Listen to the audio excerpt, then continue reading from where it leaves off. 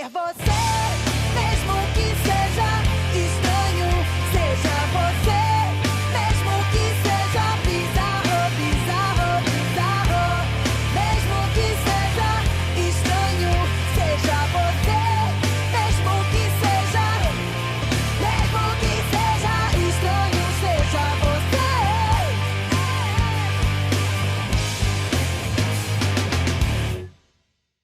Estamos voltando para o segundo bloco e agora com a Carol, terminando de contar para a gente qual é o quarto mesmo? O quarto item para a gente ter saúde Para a mental. gente ter saúde mental, vamos lá. Na minha perspectiva, tá, gente? Isso não é uma regra. Mas tá ótimo, tô adorando, tô anotando aqui.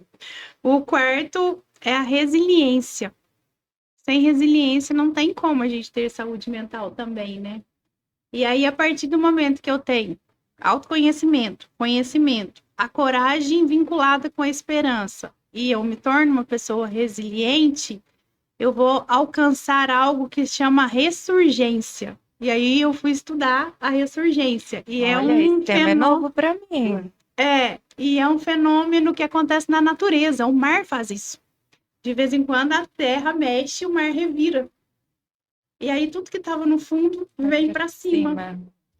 E é exatamente isso que nós precisamos fazer. É dessa forma que nós vamos conseguir ter essa saúde mental, a partir do movimento, conhecimento, autoconhecimento, força, coragem, resiliência, esperança. Eu vou revirar e tirar tudo de melhor. Sim, Porque e lá, olhar sombras para... É nesse movimento do mar revirando que aparecem os tesouros. Que tudo que estava escondido, parado lá no fundo, de valioso, vai subir.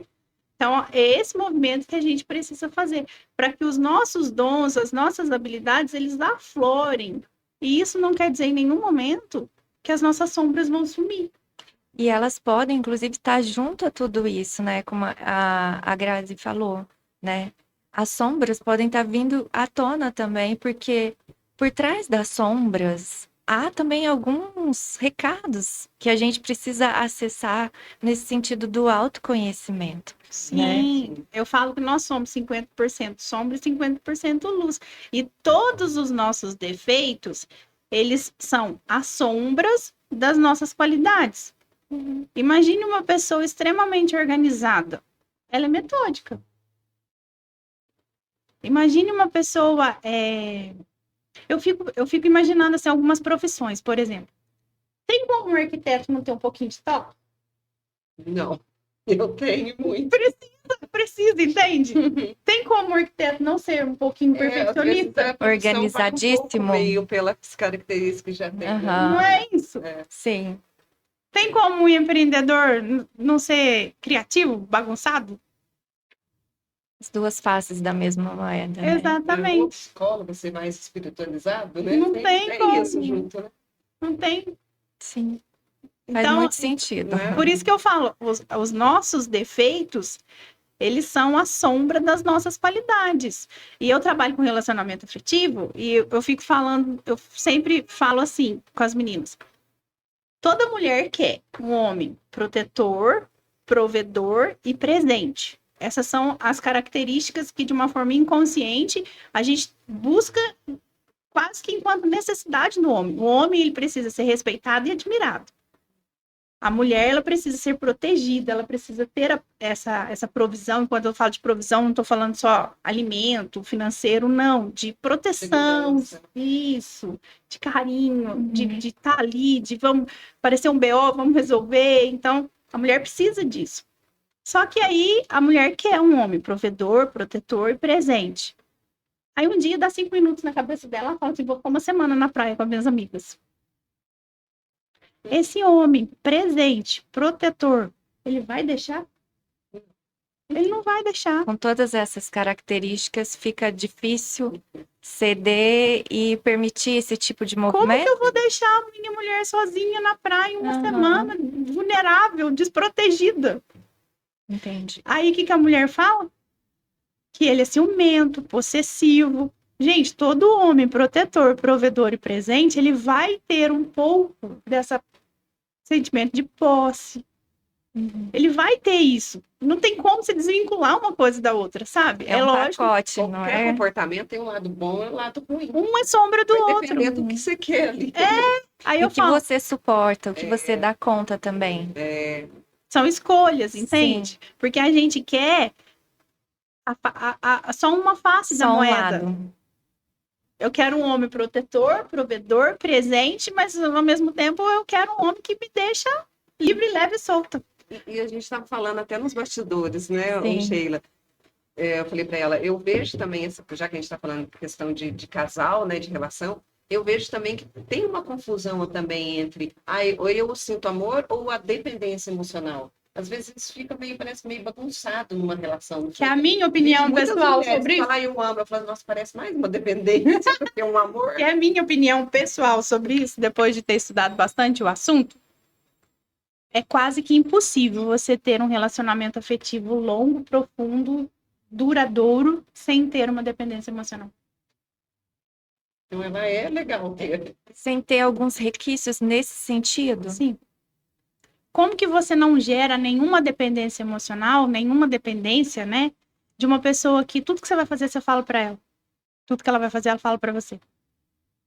E você acha que pode caminhar para, quando você fala dependência, para algo que fica num nível saudável? Saudável. Sim, né? Sim, exatamente. É só para eu esclarecer, porque aí eu fiquei pensando aqui, vai para um funcionamento saudável essa dependência, mas a gente também pode pensar que há os casos em que essa Fica dependência funcional. é doentia também. Sim, mas aí, né? aí nós estamos falando de um relacionamento doentio, de um relacionamento onde não tem mais a submissão, tem a subserviência, Não né? tem mais os dois, Ele né? manda e ela obedece. Ele existe, brilha, cresce e aparece e ela... Isso Entende? mesmo. Não, Sim.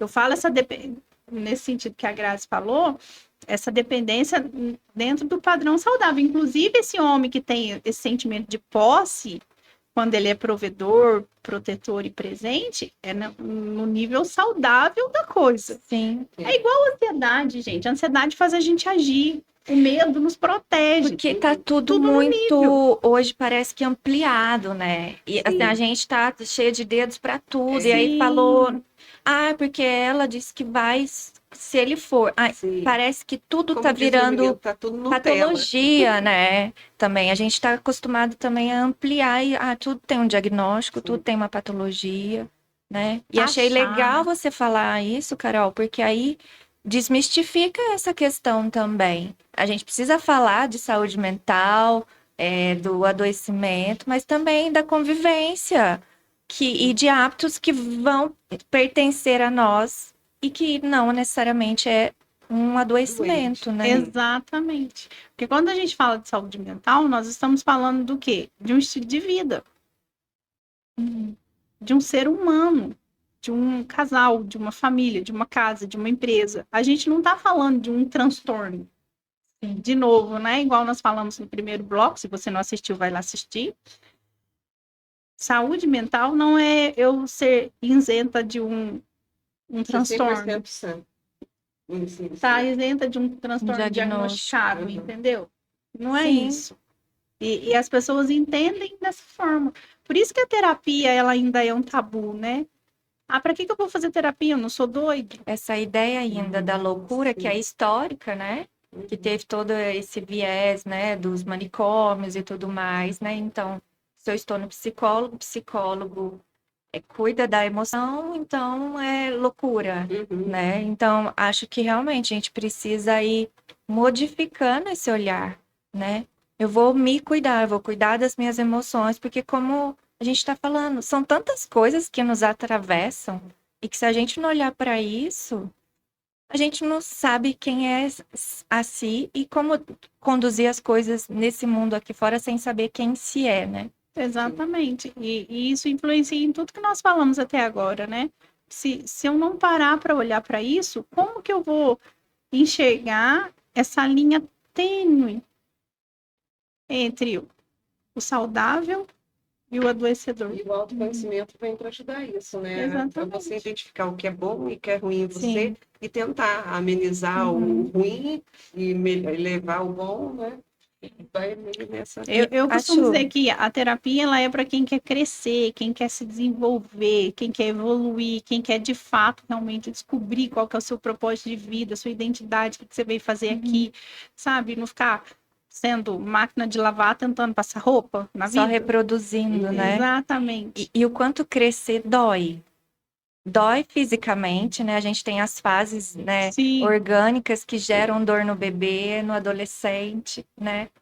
E emocionalmente, crescer também dói. dói. Não Sim. é simples, né? Sim. Então, é desafiador, mas ao Dói mesmo até por conta dessa questão, essa dificuldade que a gente tem de enxergar com essa naturalidade que eu sou feita de 50% luz e 50% sombra, 50% qualidades e 50% habilidade,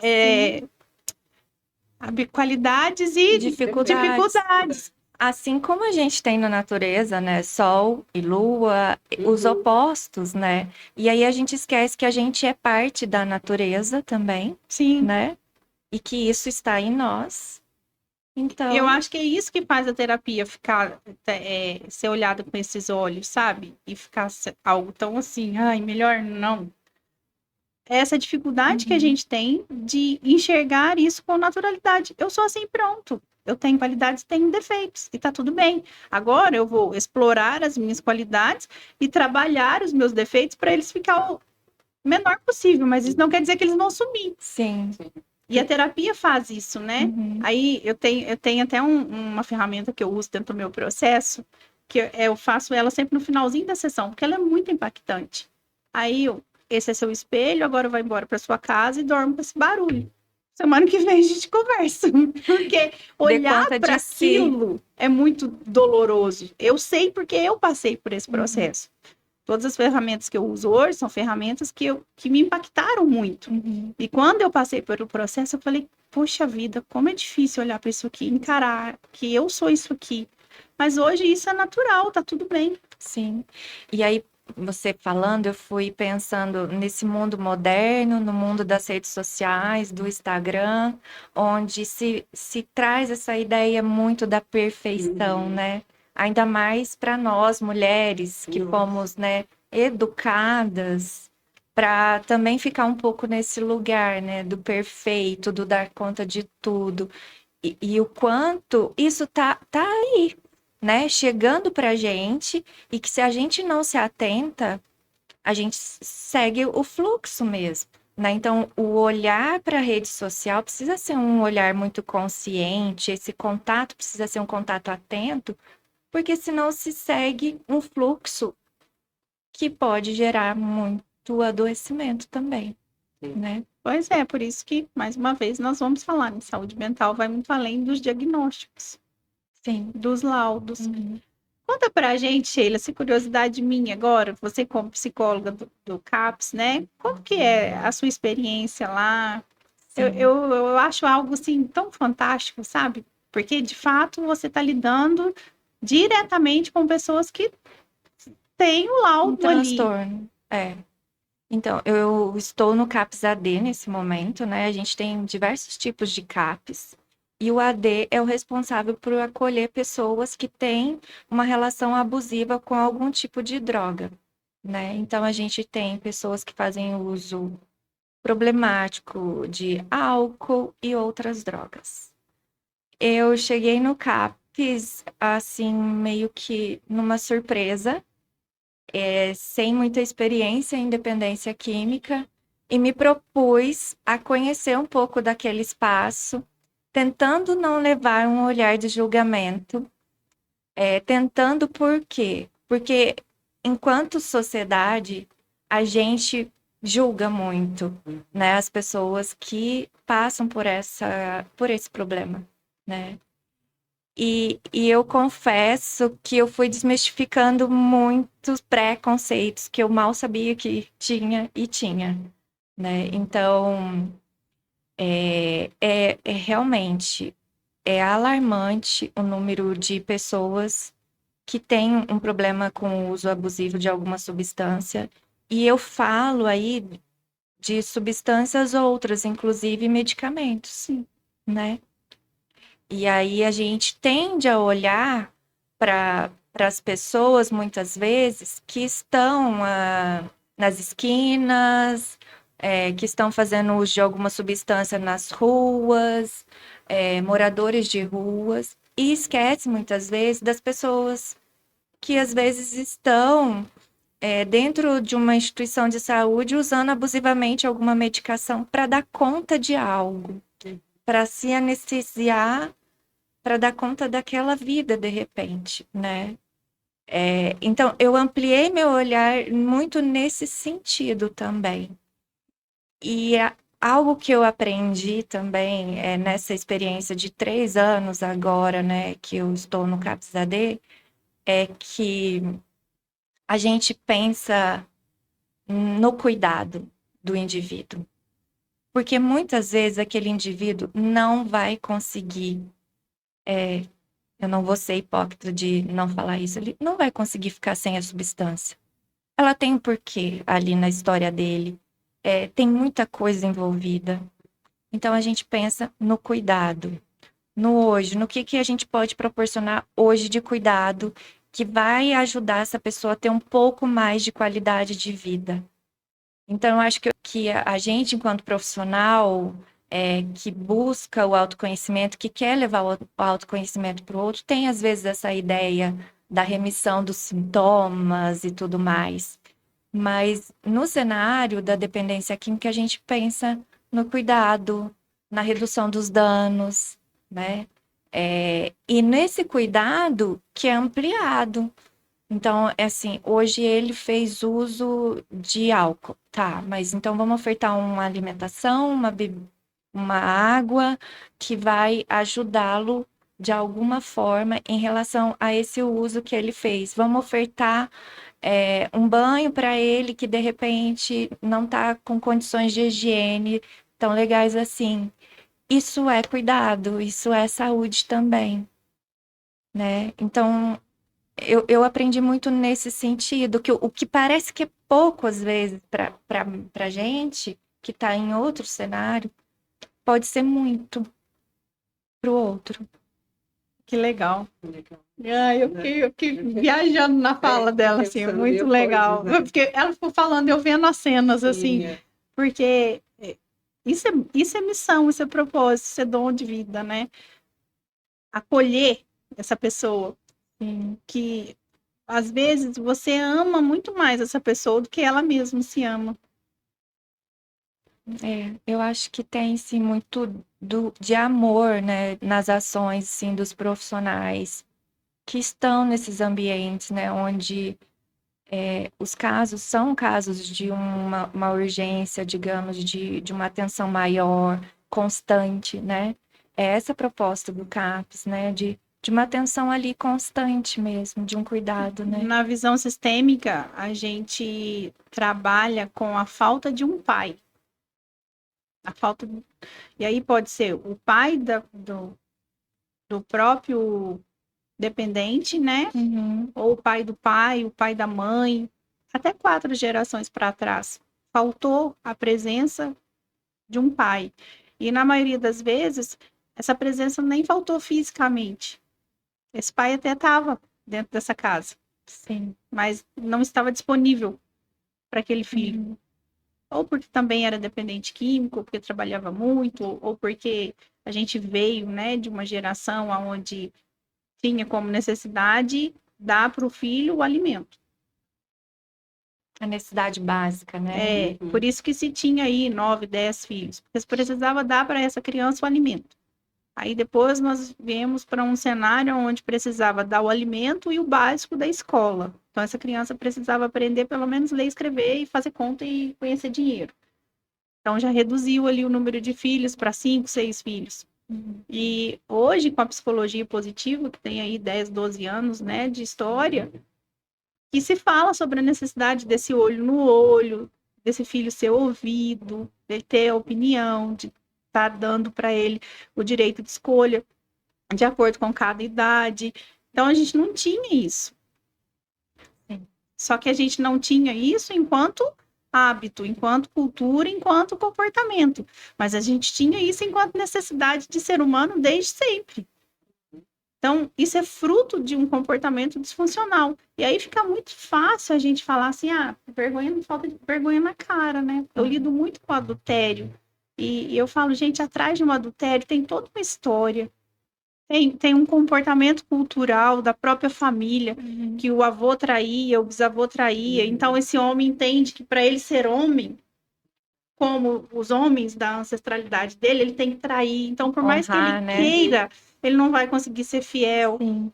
Então, não é simplesmente a gente olhar e falar, falta vergonha na cara, é falta de caráter e pronto. E dessa mesma forma, não tem como eu olhar para uma pessoa que está tendo crise de ansiedade e falar para ela que é falta de Deus, que é falta de oração, sabe? É muito além disso. A gente precisa ter um pouco mais de empatia para olhar para essas coisas e um pouco mais de conhecimento, como eu falei no começo. Sim. Eu não preciso ser uma profissional da área, mas eu tenho que ter um mínimo básico possível de conhecimento, até para eu conseguir ajudar e entender e lidar melhor com o outro também. E o quanto, né, essa palavra é importante que você acabou de trazer, né? Empatia, né? Olhar para esse outro de novo, sem um julgamento, né? A gente vem, de repente, com isso na gente sem perceber, né? Mas a hora que está ali de frente, né? Escuta, olha, deixa que ele também se expresse, né? Porque aí talvez você tenha a oportunidade de descobrir algo que vai totalmente contra essa pré-ideia que já está em você, né? Eu acho que foi um pouco disso que eu aprendi ali nessa experiência, né? E que eu sou muito grata, assim, pela oportunidade. E aí penso que isso pode ser ampliado para outras relações, né? Às vezes é um vizinho que você mal conhece, mas que manda no grupo lá do bairro uma mensagem que você questiona, não gosta. Tá, ok. Você pode não ter gostado, dá para falar disso, mas dá para também conhecer um pouco melhor essa pessoa, até para saber quem realmente é e se você não gosta da pessoa ou se não gostou da atitude daquele momento dela, né? E isso, eu entendo que só é possível você alcançar isso e viver isso com o autoconhecimento. Porque é ele que vai fazer você desenvolver as suas habilidades para você se tornar um ser humano melhor para você mesma, em primeiro lugar, Sim. e depois para o outro. Então, quando a gente fala de propósito, de missão, a gente está falando de 4 pessoas que moram com você. A gente não está falando do mundo. Porque quando a gente Começar fala de por ali, né? quando a gente fala de propósito, as pessoas pensam assim, eu tenho que transformar milhões de vidas, senão eu não tô conseguindo. Não, E dentro da sua casa mesmo. você fazer. pode cumprir com o seu propósito de vida e em ser um ser humano melhor para você e para o outro dentro da sua casa, Sim. dentro do seu bairro. Você pode ser o que você nasceu para ser ali, naquele meio seu. Não precisa ser algo extraordinário, como a gente fica imaginando. Então, se não for o extraordinário, não tem importância, não tem valia, então não vou nem fazer. Sim. Começa por aí também, né? Essa questão de você ser um pouco melhor para você mesmo a cada dia. Sim. E se tornar um pouco melhor para o outro a cada dia. E isso é uma tarefa. Não é... eu falo assim, ela não precisa ser fácil, mas ela precisa ser leve. Senão deixa de fazer sentido, sabe? Todas as coisas na minha vida, eu tenho isso como lema de vida. Se não for para ser leve, para mim não precisa ser. Porque fácil nunca vai ser. Então não precisa ser fácil, mas ela precisa ser leve. Tudo precisa ser leve. E é isso que vai fazer com que a gente tenha essa saúde mental que nós estamos falando hoje, em todas as áreas da nossa vida, em todas as circunstâncias, diante dos desafios, dos conflitos. É esse comportamento que vai fazer com que eu alimente os bons e os maus sentimentos em mim, que eu tenha discernimento, saber, nossa, eu não tô legal agora, eu preciso fazer alguma coisa para mudar esse estado. Senão a gente não vai conseguir enxergar isso em nós mesmos, sabe? Nem para ajudar a si, nem o outro, e nem para pedir ajuda. Sim. Porque eu acho que até para você pedir ajuda, você precisa ter um pouco dessa reflexão. Sim. Saber, né? Saber que não tá legal é o primeiro passo, né? Para Uhum. poder mudar, né? Se você não reconhece, o que mudar, Se né? incomodar com aquilo, né? Sim, Mesmo que seja bom ou ruim. Porque às vezes é uma coisa que está sendo bom para as pessoas, mas ruim para você. Porque tem muita gente que pensa assim, eu tô fazendo mal para os outros, mas não olha para assim, eu tô fazendo bem para os outros, mas eu tô fazendo mal para mim. Tem esse lado também, né? com certeza. Que aí entra a questão do limite, né? Do limite, Eu saber é. dar o limite para mim mesmo, dar o limite para o outro. Falar não, né? Falar não. Esse não que soa aí desafiador para muitos, né? Sim. Então- Vamos, já que a gente falou desse fazer mal para os outros, entrar num assunto bem polêmico. Vamos lá. Quer falar, Grazi, do assunto bem polêmico? Do que eu tava falando da internet? É, Ah, é mesmo. nós falamos, a gente estava comentando nos bastidores lá do. bastidores do Thiago Negro, né? Sobre a questão que teve do aborto lá da Maíra, Maíra Maíra Card. Card, né? Que a gente falando que é um absurdo aquilo lá, né? De estar mostrando uma parte tão, né, Dolorosa, né? dolorosa, Íntima. né? Íntima deles e colocando como se fosse uma filmagem, né? Eu vejo que ele colocou o celular para filmar o ângulo certo, onde ele está falando com ela num momento tão difícil ali, né? Então a gente estava até falando dessa monetizar dramas, né? Será que é isso, né? É um assunto bem polêmico mesmo. Bem Como isso polêmico. está sendo trazido por eles, né? Sim, O que tem ali, né? Fica uma questão, né? uma questão. Sim, mas a minha preocupação nesse caso é o que isso gerou Nas pessoas. na mente das mães que já passaram por isso e acompanha ele. Então, eu que passei por isso, fiquei enojada com toda aquela cena. Falei, meu Deus.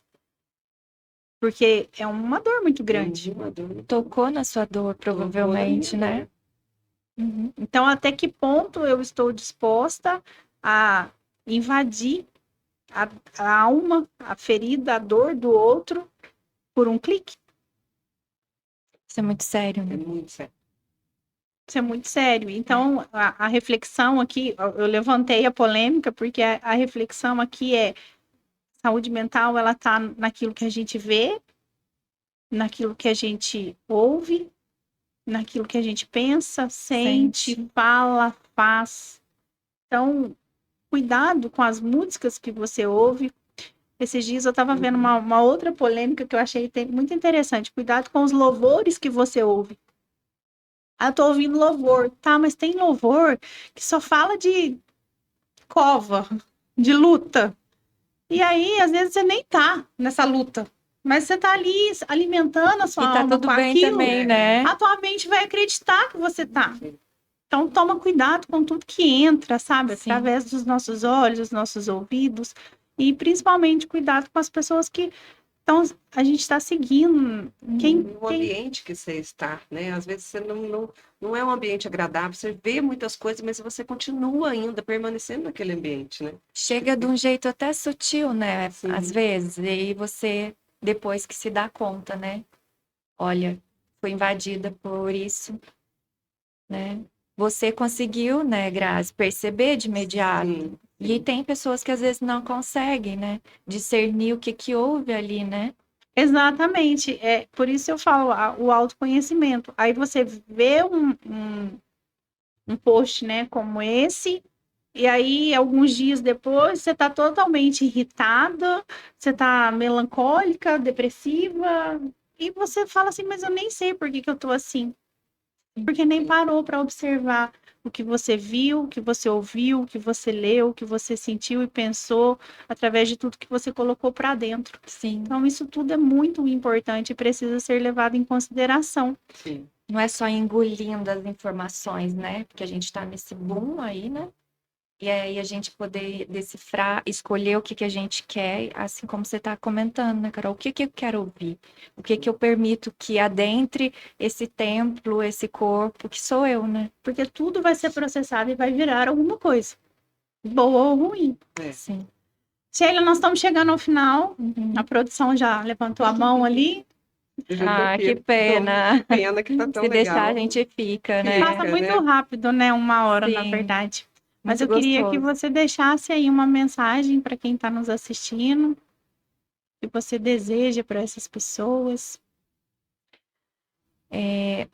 Eu falo que eu penso, sinto que a psicoterapia ela é da delicadeza, da sutileza, né? No sentido de poder olhar a vida com essas particularidades, mesmo em meio ao sofrimento, identificando o que está presente ali, o que gerou o sofrimento, o que gerou o incômodo, e tentando entender que recado vem até dali, dessas emoções, né? Que elas sempre têm algum recado para nos dar, né?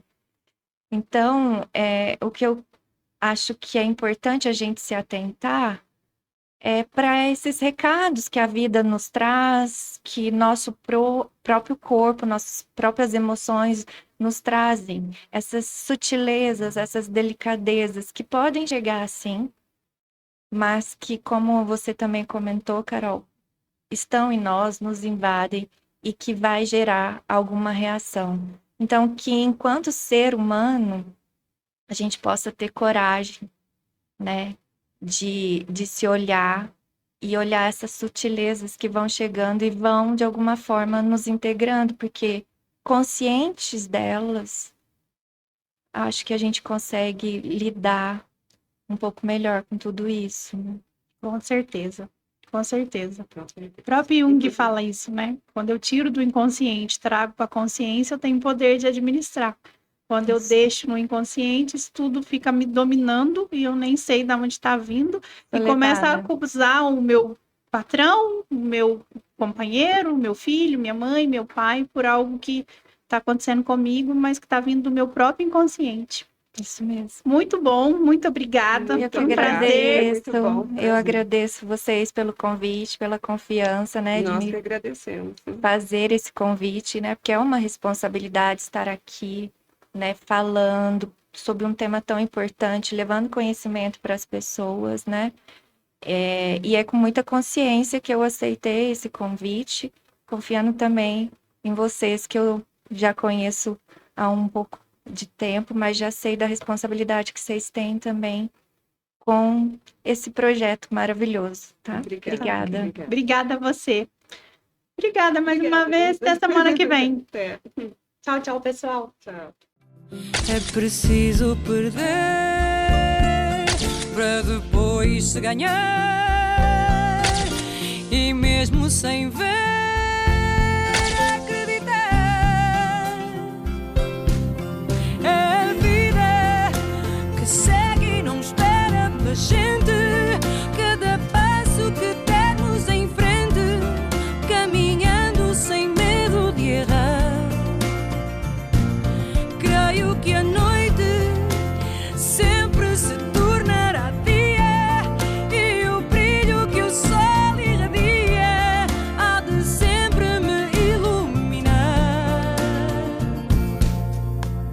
Quebro as algemas deste meu lamento, se renasço a cada momento, meu destino